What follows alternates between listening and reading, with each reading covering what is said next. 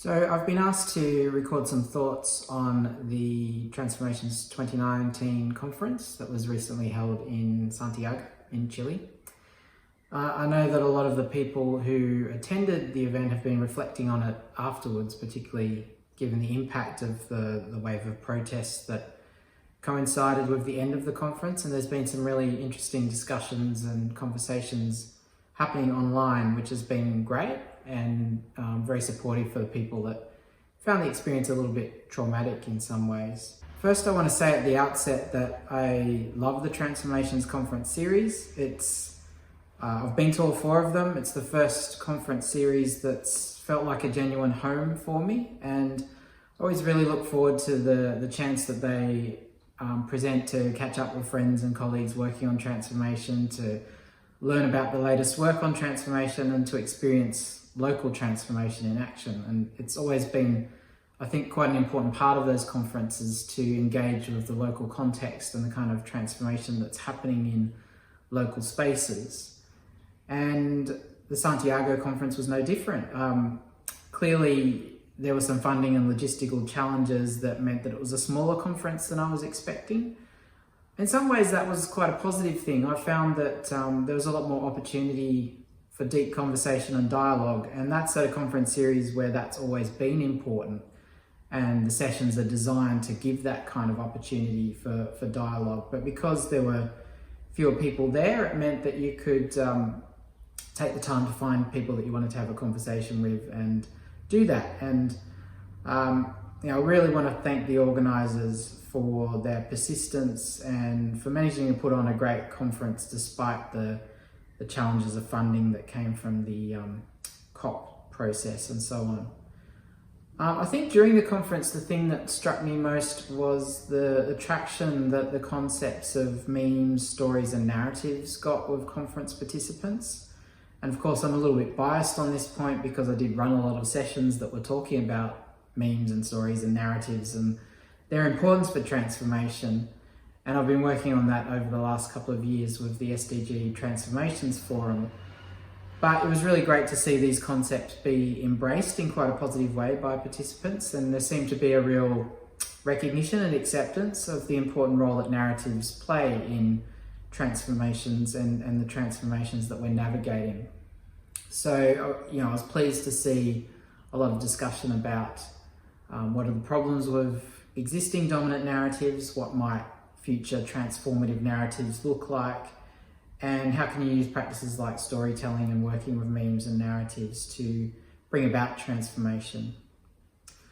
I think, although it was a great conference and there was a lot of sessions that have stuck with me, I think perhaps obviously what's remained with me about the conference was the way it ended and what that reveals about transformation in practice.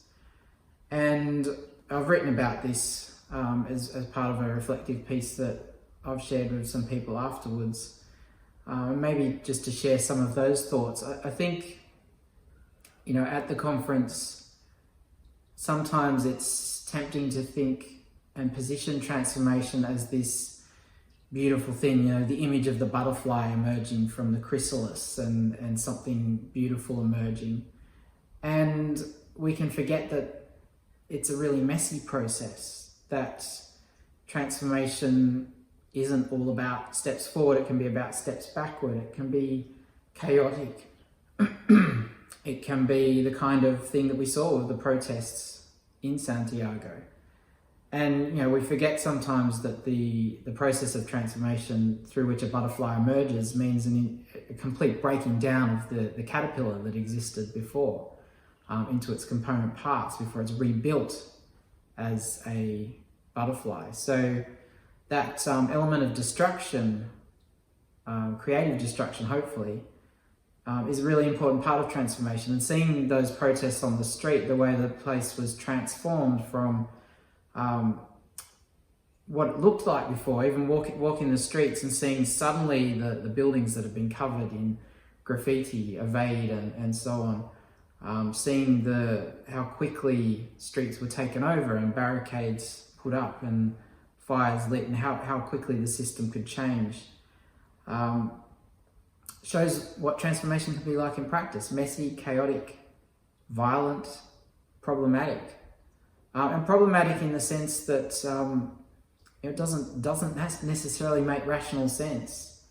So the protesters attacking the metro lines, which, because the prices of metro fares had gone up, obviously though that metro is really important to people in Santiago, and that they would attack it and put it out of commission when it's quite important to them shows, that doesn't necessarily make rational sense. That's not the thing maybe you should be attacking if you were thinking of this in a rational way. And that's transformation. It doesn't necessarily make sense.